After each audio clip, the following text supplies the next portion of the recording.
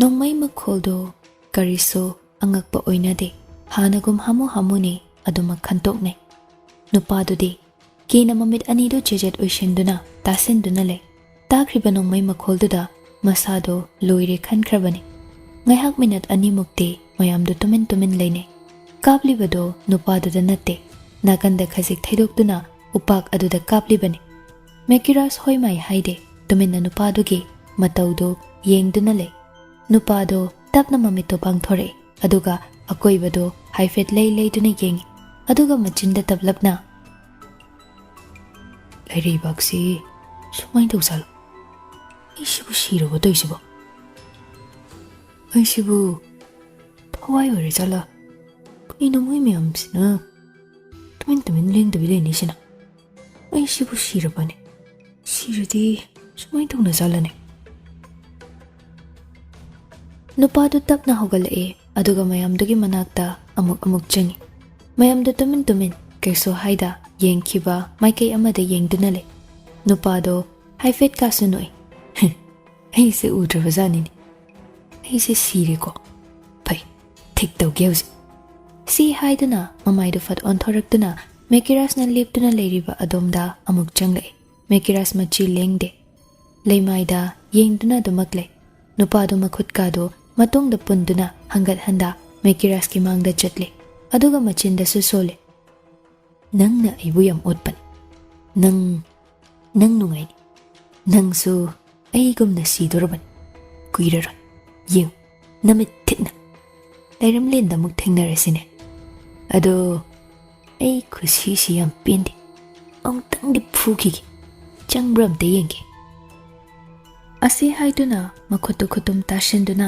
mekiras ki mamairom da em tauduna kindu thilai adubu mekiras na khutlai thuna phakre nupado ngaihak ngai aduga kain nang shishiro karam kanda mekiras chinbal do chinglaga haifet noi nangse singye haidana makhoina thaminini ko acting class hairaga action class da top dai haibadi yaruini ko ailal haisid ailal mekiras safukanna nupado da kausilai nupado longna haithai mekiras leiriba miyo shingdu da onsinduna ase phadana thab kayam kuine hingba ngamge ri masadane kaishu shokan phuba cheibusu tawgan wahai khrase haramlaga romdudagi thogle alexo matung inaduna lai mekiras khongthang launa kanduna risi gi room tamna lai room gi thongdo hangtoga manungda changakpani risi leiramde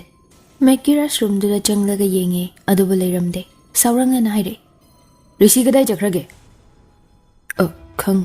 khang disa thaba ma tawda duk section daba wahai se haramlaga mekiras to room dudagi sauna alex po inthoklaga leiriba room singdu chang duna yengi aroibagi ikon konba room duda changlai risi thongna mayada famduna leiriba do ure mekiras sauna changlaktuna maningdagi risi bu tap paiduna jingkhatle risi masado tingak khangboi keiboy maso adumak hogale asawa khonthokta mekiras na nangna shukmiu shitrisa kaigin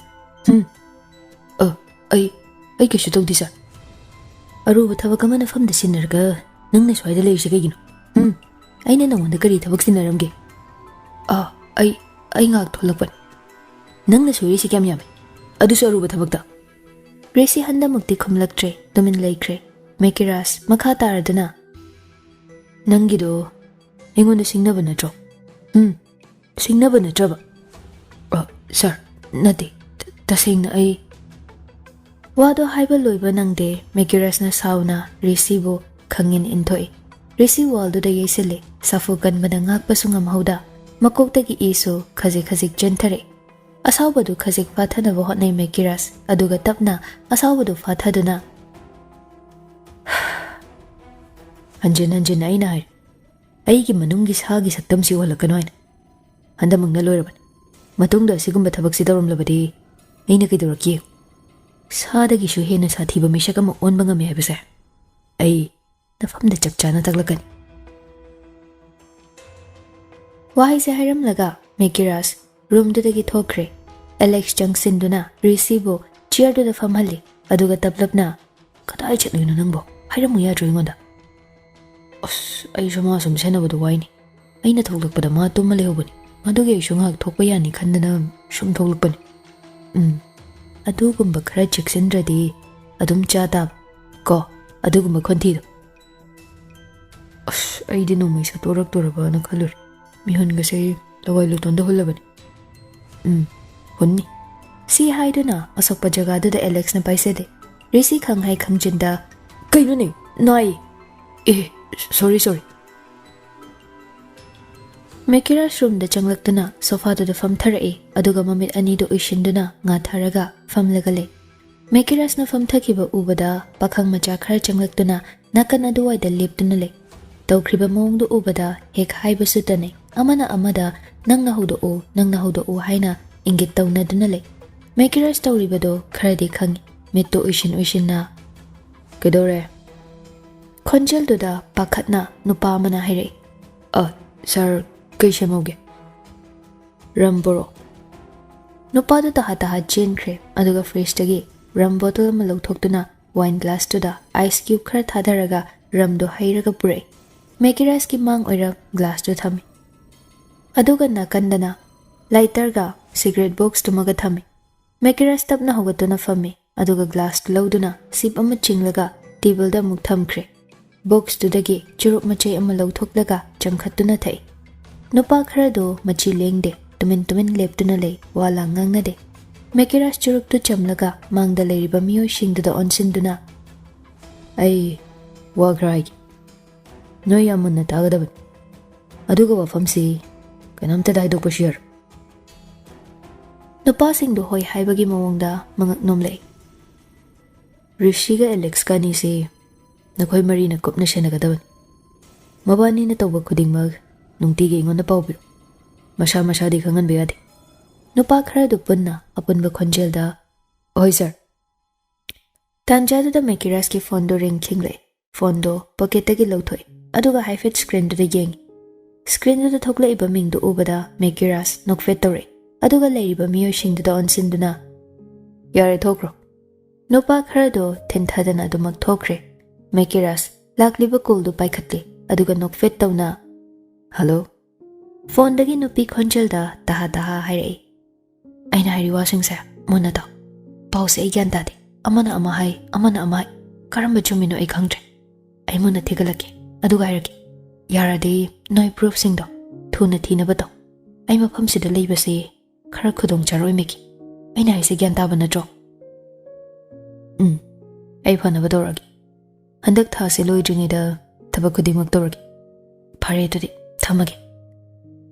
Wahai khara se hairam laga nupi du call fat kaktuna thamkre. Mekiras khaluba WakhaL duga tayonari. Nungaiba pau pirakani khanbani aduba tayonari. Mekiras layram liba miss call sing do ubada ngaihak ngai. Call list ta changduna layriba miss call sing do amamam ta yeng. Roger gi miss call do ubada call tawsele. Roger phone pairakte. Tanjadu da mani tombagi call lai. Thinthadana aduma call do paikhatli. Thologe ta manung jangaroi. Asi haiduna call do kakre. Mekiras pamlambadagi tapna hogale. Aduga layriba angang sing do da WakhaL hairam laga mafam do dagi thogle. Gate ta thoglaktuna gari da kakhatuna ani do mafam do dagi gari thodore. Roger gi miss call yam layramine. Engon desini. Kito biyor jano. Sinthoi do kito jano. Khangdine. Changamdrine isu chumjanga dumlay. Speed kalab tho. Ani do speed kalab na imfa room da muk haigalay. Somda Roger do sinthoi bagi manakta famduna lay. Sinthoi ba gyan lagdre. Ito. Kaino to shibo. Kaino ay gyan tati. Manggum laba tok sing sibo kay gino. Ngahag asum na famlingay sinthoi ba masado tapna mamito pangay. Roger famlamba do fug hagatuna pocket tagi phone do lawthok laga call tawduna paupi ikoy da doctor nupi ama taha changakto na yeng. Anaba atay kay lay haiduna haifet yengam laga Roger do onsinduna. Sir, masa se khara nungai tra haibaga paupi biro. Anaba lotchen biganu ko. Wahai se hairam laga room do dagi thokre. Roger sinthoi bagi manakta changlaktuna tapna yengbe. Sinthoi ba tapli wangang na ba hotnay. Meki. Mani tombaga thabak chatki halani kaidorage. Senthoiba tumina amuk laikre. Roger wa kharadi hangningbani adubu mataududa hangba yararoi khanduna tumin laikre. Naradi hairoko. Senthoiba hoi haigum mangaktu nomle. Roger nai tabaga masado choktharabani. Mamito irum taurakle hakam suwa wa chale. Roger tingli yangliraga haifet tingthoklaga. Aiso swaida nga toishin. Nang adum khutsi paraga nomaugo. Si haiduna bed ama lairibado Senthoibagi manak nakna chingsinduna thai aduga Senthoibagi makhutto Roger gi khudang adwaida paihale. To sida nomugo. Senthoiba haifet noklai Roger nokmi. Bhumi ba mayamduga lairiba dak mayamduga phajare no inen taidu. Hui kaino na nokpa yamal. Yare ngakda tumgi. Si haiduna metto tapna uisenke. Senthoiba Roger da haifet yeng aduga masu chaina do khara fanaba haiduna Mamito tapna uishinkre. Somda mani tombaga mekiga do gari da wari sanaduna lai. Mekiras mani tombada onsinduna phone tawrami.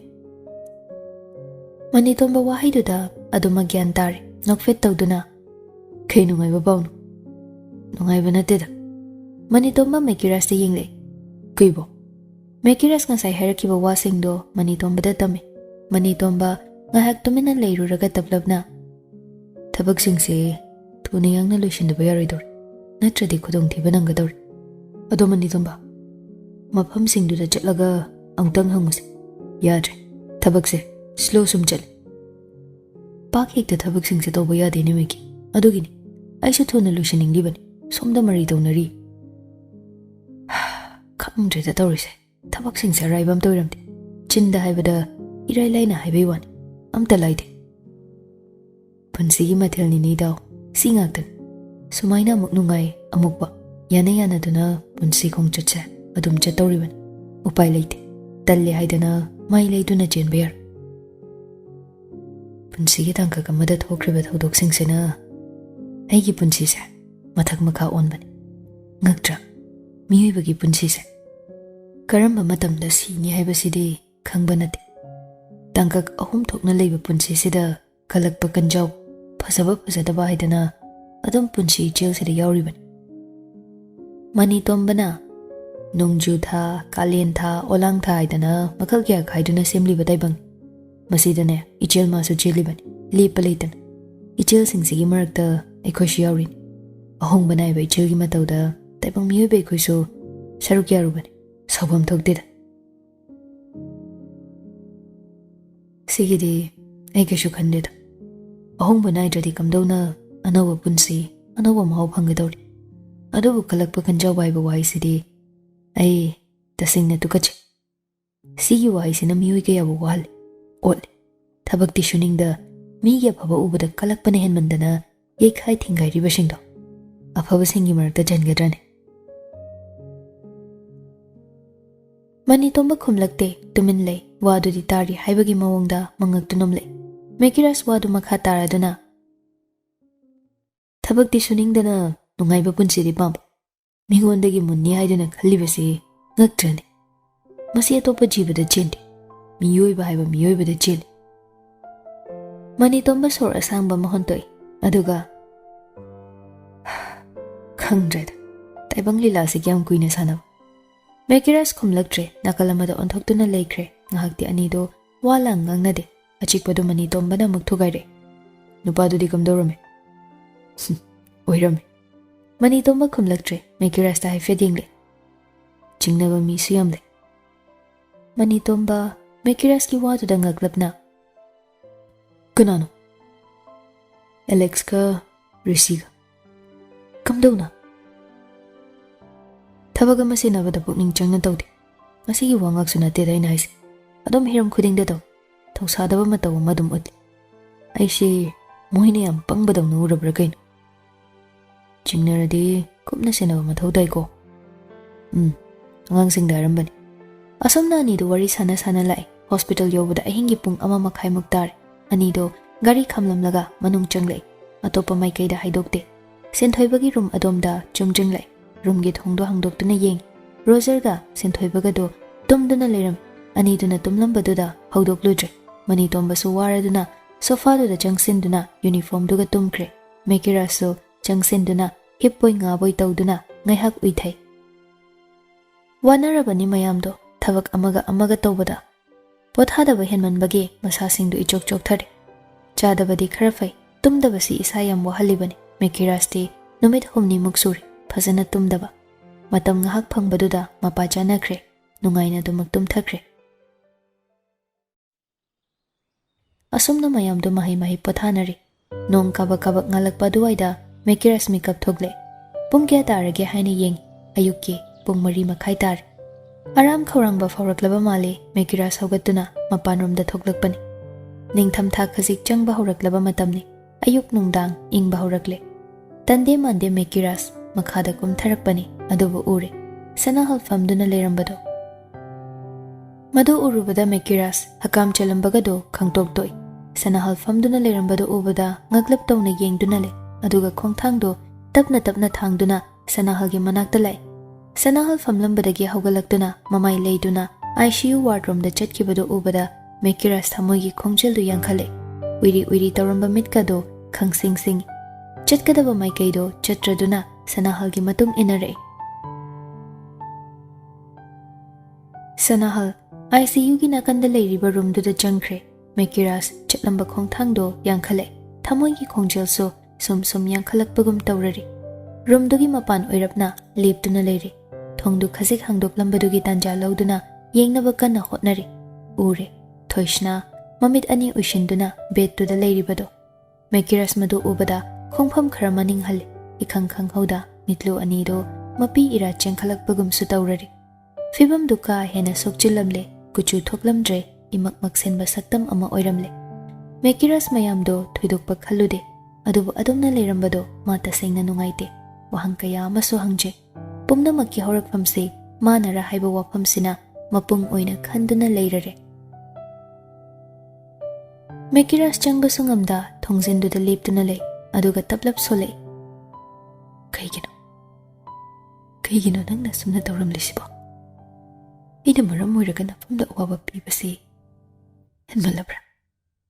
Ay lali. Ay lali sana. Nangay buwaraw ka na.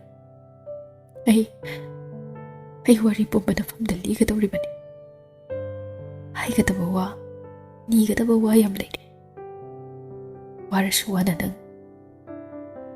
Nangay bungayram ko sana. Mekiras ngayag mafamduda layramlaga. Thoyhen ba thoklakpa ubada mamay layduna thokle. Mafamduda gilakliba thabakto toktoklaga. Room-da amuk kakhale. Mana changakpada Roser hawgatlamle. Roser Mekiras na yengduna le. Ko ay chatloy no yugsida. Aswayda. Ado ayo dilay. Ngasidi angan ba dathogi. Nakoy mi madum layu ko sida. Hoy. Roser Mekiras ki matawduda haifit yengame. Aduga room-duda githokle. Mekiras changsinduna sofa-duda mukhipthay. Aduga mamitu tapna ushili. Adubu thoishnagi fivamdo mitmangda hanjin uduna dumak leire. Mekiras tapna mamito mukpang thoraktuna iplambadu tapna hawgale. Aduga famduna le. Machinda susoli taplapna. WakhaL nang sungag tapataw. Hojik ay na magi managda chatlubada maga samnarubada ma kudong tiba awaba shuida na tokani. Yade. Pagning nang supataw. Matam natin. Nang ginatik na tren. Matam mana yoraga. Namak jabada sinagani. Uchik di matam natin. Haising na lamhen ba tamoy masu jaksin na pasin punsin kre. WakhaL mahakso tamoy mahak na pudo na jet kre. Thaido na tham kre. Loto na tham kre. Kanaso udaba mafam amada. Mekiras thoishnabu nungshidaba nate. Nungshibagidamagni mafamdagi lapthoktuna leiribase. Mana thoishnagi manak naksiluba matamda awa jaitheng shoidana pigani haibasi ma khangi. Adugumba jaithengdo thokhaningdabagi lapthokpani. Mekiras sofa-duda mukokdo tapna ngathai. Aduga mamit anido chejit uishinduna ngaihakle. Ningsinglakpagum tawi tangkak ama. Thoishna nokfet tawna. Churupsu yusu laimak thakpa to'oba. Mekiraj hoi haibuga mangak nomlei. Thazadeda. Thazau. Thazadebo. Mekiraj nokmi Thoishna gi tampakta tapna hipthare. Aduga Thoishna de yengduna makhutu chetna paisile. Thajanaba aiga leirasidana. Nang aibu thakpa ngamadrane. Era nang ama thakpabu kaishu nate. Oigi khu kapise thak thak kapaga chapmane. Masaksiga. WakhaL gadi yam sagatliba janida. Aisu macha macha. Kai WakhaL. Mekiraj siplambado amuk hawgale. Aduga Thoishna gi mang oirap khongrai chalaga phame. Aduga makhut aniduna khadangda sauduna Thoishna de yengduna le. Hairakida. Thoishna hoi haibagum mangak nomle. Hojikti ai thabak to baur. Paisa se saving khara to baurani. Adudagi business macha macha hawrani. Adagi ai khoisu macha macha paisa khara dilani. Adudagi piktak to bala mama leirani. Adudagi piktak to yum mama sarani.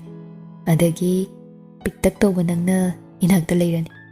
Aina thabak chatlamdai gi loisinbada nangna code ka lesion biraktana file ga to nangna thibidana ha kei watli kaina yengbidana.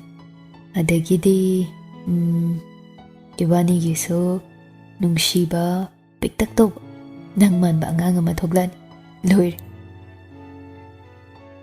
Thoishna noklei aduga piktak mayam sinong toiba piktak tayam gausara baba.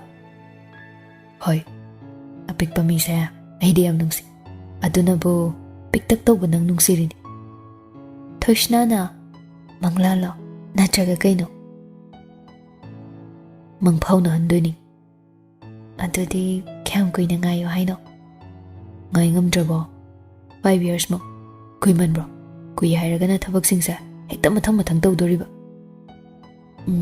Aiso nangi angama mateng pangnida.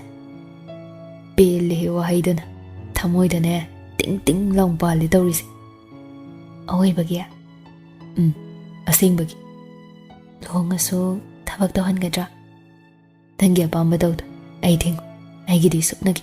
Aigi thabak hiram khudingdane nangna saruk yabi. Asina penjar. Maramdi nangdi tandan. Aigi punsigi tandan. Mamluraba lambi. Aigi punsi mate kharasi. Khongthangsi kadomda thagani lambi leiribra kutpa jaga puthaba jaga leiribra haidana mipaiba poktuna leirambani.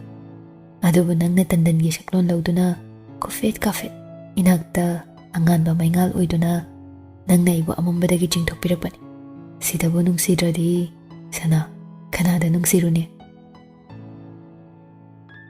Thoishna wahai kharaduda ikaiba phaurai.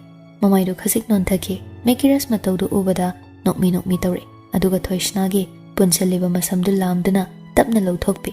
Thoishna masamdu ichoi-choina tarakpaduda ngaklap Mekiraj de yengle. Mekiraj matiyengduda gyan tare haibagi mawongda noktuna thado agan hena phazei.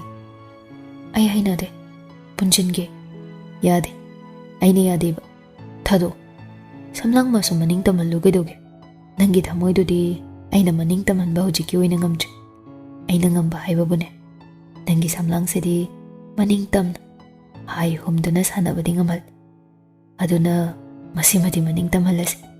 Thoishna nokmi tawduna khatnarasu saunarasu samaina som nungsinana laisi punsi chupa khutsamnaraga chatminaragane lamakhangda aibu handokpiramganu. Thamoi maning tamhande haidana sauganu. Ai ngamdabagini kisaba phawi. Aibu handoktuna chatkigadra haidana ai mipaiba so phawi. Aduna matang chabada ai thamoi maning tamhalaki. You are my only forever. My lamhenba